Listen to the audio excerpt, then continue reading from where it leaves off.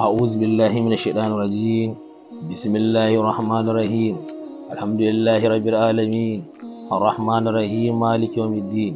إياك نعبد وإياك نستعين. اهدنا الصراط المستقيم صراط الذين أنعمت عليهم غير المغضوب عليهم ولا الضالين آمين.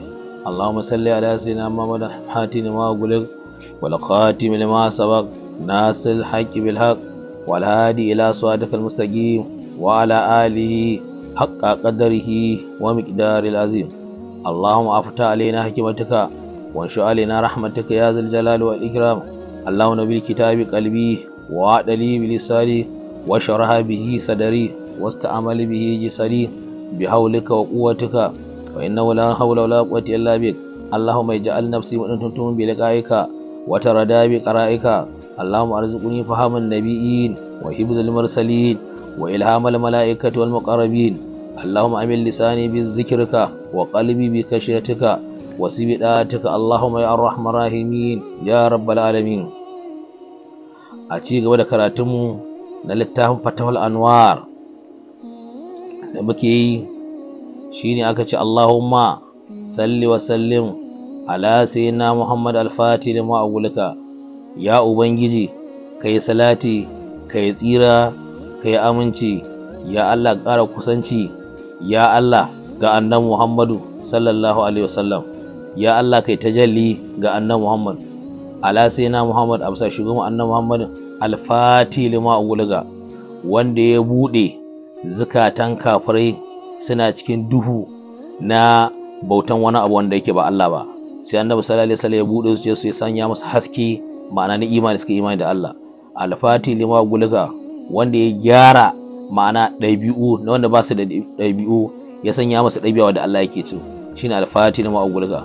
Ya buɗe zakatan kafir ya sanya musu hasken imani da Allah suka musulunta, shine alfati na ma'ugulga. Ma'ana abin da yake rufe ya buɗe zakatan kafir ya sanya musu hasken musulunci. Malaci ayar da Allah subhanahu wa ta'ala yake cewa da suka ce suna san Allah ma'ana ba sa san Annabi sallallahu alaihi wasallam kuma za su ba Allah su ba su ba Annabi, sai Allah ya ce qul ya masa rasulullah in kuntum inda ku kasance tibuna Allah kuna san Allah da gaske to ma'ana fattabi'uni sai kun bi ni annabi Muhammadu sallallahu alaihi wasallam yuhibbukum Allah ta'ala zai so ku. To sai kasance ita wannan kofa ta soyayya tana kulle ne zuwan annabi sallallahu alaihi wasallam, maka san fatayi daga fatin annabi sallallahu alaihi wasallam, sai annabi sallallahu alaihi wasallam ya bude ta domin sunan Allah al-Fatahu, sunan manzo Allah sallallahu alaihi wasallam Fatu makullin yana wajen annabi da ya bude shine mutane ma'ana ya buɗe zukatan kafirai sanya musu haske ma'ana soyayya Allah, shine suka imani da Allah. To shine al-fati da magulga annabi sallallahu alaihi wasallam yace fattabi'uni sai kun bi ni ne ma'ana yuhibbukum Allah, sanan Allah zai so ku. Ma'ana don da yace yana san Allah ba zai ba annabi tabarun Allah da shi, abun guda biyu ne a hade, sai ka so Allah ka so annabi Muhammad sallallahu alaihi wasallam sanan yuhibbukum Allah, Allah zai kaba soyayya ka yadda da kai.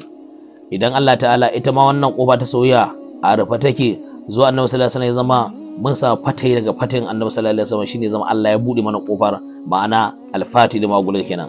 Sannan kuma idan ya bude wannan kofa sai ya zama ya gafil lakum zunubakum, ma'ana idan ka so Allah ka bi annabi Muhammad sallallahu alaihi wasallam to Allah zai soka. Idan ya soka kuma zunuban da suke tare daga kai zama ya gafil lakum zunubakum, Allah ya gafarta dukkan zunubanka. To wannan kofa ta gafara ita ma tana rufe da annabi sallallahu alaihi wasallam ya bude da shi da al-fati da magulga, shine Allah ya ce walau annabi izalama anfusu ja'uka fastaghfirullah. To shine wannan kofa annabi sallallahu alaihi wasallam ya bude ta, ma'ana Allah zai gafarta zunuban ku wallahu domin sha Allah gafurun ma'ana bai gafa da rahim mai jin kai. To sai ya zama wa qad ja'ala Allah ta'ala ya sanya hubbahu qawlan annabi sallallahu alaihi wasallam aw salama wa salabihi wa adaka bil murad sa'ib. To sai ya zama masoyin annabi sallallahu alaihi wasallam Allah ta'ala zai sanya duk abin da yake so ma'ana ya isa, yana so isa kan wani mukami ko kan wani abu sansu, to zai zama wasala bihi ma'ana ya isa kan abin ne saboda kaunar shi da annabi sallallahu alaihi wasallam. Ma'ana da annabi sallallahu alaihi wasallam ake samu komai, duk abin da kake samu in ka bi ta fana annabi zaka samu, sannan kuma kai masoyin annabi Allah zai baka, ba abin da zaka nema wajen Allah bai baka ba. Wa adaraka bihi, sannan kuma duk abin da kake so ka riska ya zama naka, to bihi saboda annabi Muhammad sallallahu alaihi wasallam Allah ta'ala zai baka wannan. Amma sai ne ka kasa hakuri, kuma idan Allah ya duba ga kauna da kake ma annabi lalle muhabba din ta gaskiya ce abin da ake nama. sannan wa'adaka bil murad, sannan kuwa dukkan wasu abubuwa da ake muradi wanda bawa yake so ya samu su ma za a samu ne, ma'ana saboda annabi sallallahu alaihi wasallam. Sannan wa'adaraka bihil murad, sannan shi masoyin annabi Muhammad sallallahu alaihi wasallam, ma'ana duk abin da yake nema wanda yake so yana muradin samu shi, to albarkacin wannan kauna da take zuciyar shi Allah ta'ala zai kalli wannan kaunan, ma'ana ya zama ya samu abin. To ya zama wannan kofa ita ma tana rufe ne, amma zuwan annabi sallallahu alaihi wasallam ya zama ya bude ta, duk wanda yake neman wani abu wajen Allah, ma'ana masoyin annabi sallallahu alaihi wasallam idan ya biyo ta wajen manzon Allah sallallahu alaihi wasallam sai ya samu, ma'ana shine alfati da magurga.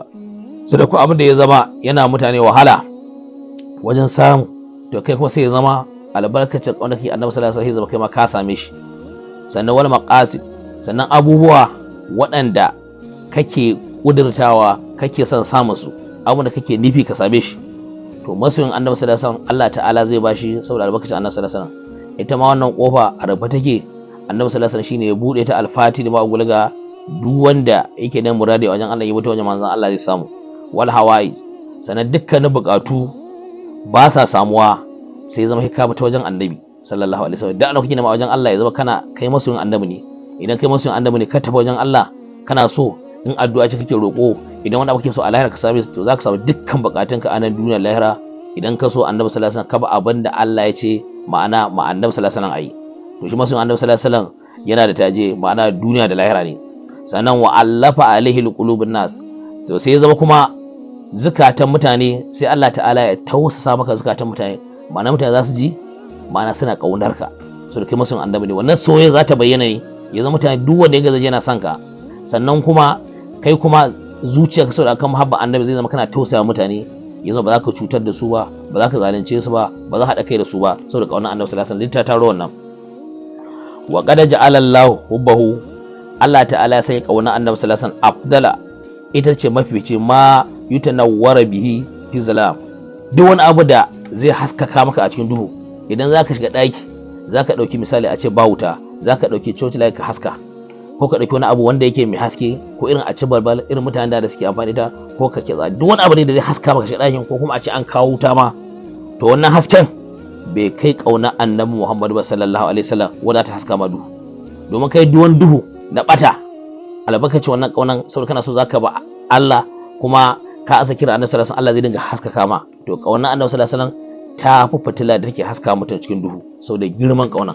To wannan kofar ita ma annabi sallallahu alaihi wasallam ne ya bude, ba a shiga fadan Allah sai ta kofa annabi shine alfati na magulga. Wa qad ja'ala Allahu bahu, Allah ya sanya kauna amma Allah sa san khaira ma yaf'aluhu al-abdu, ita ce fiyan duk wani alheri, duk wani aiki da mutum zai yi min labire ban Allah.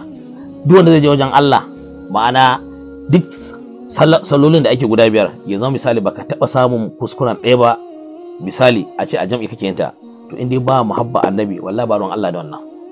Sai ya zama idan za ka da rayuwarka a ce za ka shiga ɗari a duniya, ya zama duk abin da zai zama misali kai ta azumi, to in dai ba ƙaunar annabi ba ruwan Allah.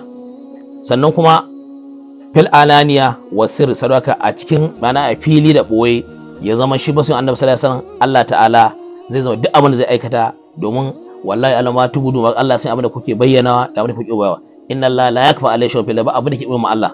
To saboda basu annabi sallallahu alaihi wasallam Allah ta'ala yana kallon zuciyarsa da aikinsa a zahiri da baɗi. Hubbu kauna annabi sallallahu alaihi wasallam afdala ma yudkharu li yawm mi'ad, saboda kauna annabi sallallahu alaihi wasallam ita ce afin da tafi ma yudkharu li yawmil ma'ad, duk abin da zai zama wanda za ka yi tanadin shi na tashin alkiyama, to bai ta kai ka aji kaunar annabi sallallahu alaihi wasallam, domin duk abin da za ka aji in ba kaunar annabi to zai zama aikin banza, Allah ba zai kawo ba. Man ahabba, wanda kisa manzo Allah sallallahu alaihi wasallam mahabbatan soyayya, ma'ana ta gaskiya, yusharu bihil abdu, sadaka za a tada bawa da shi ne ma'a khair, tada alheri mai yawa, sai kaunar shi da manzo Allah. Wai izzu zalil, ita kaunar annabi sallallahu alaihi wasallam tana daukaka ba wanda ke kaskantacce, ba a san shi sai a san shi a duniya. Sai ma ba wanda kaskantacce wanda ana ga cewa bai da wani mukami ko bai da wani abubuwa na darajoji da wasu manya suke samu suke dauka, to shi akwai muhabba annabi, sai Allah ta'ala mai da shi babba cikakke. To zaka babu kuma kaunar annabi sallallahu alaihi wasallam. Allah ka cika zuciyarmu da kaunar annabi sallallahu alaihi wasallam. Allah ka sanya mu da cikin bayanka yaddadu.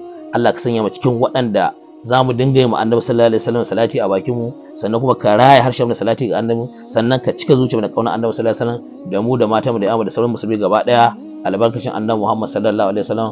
Allah ka yarda da mu, ka samu da cikin bayanka yaddadu.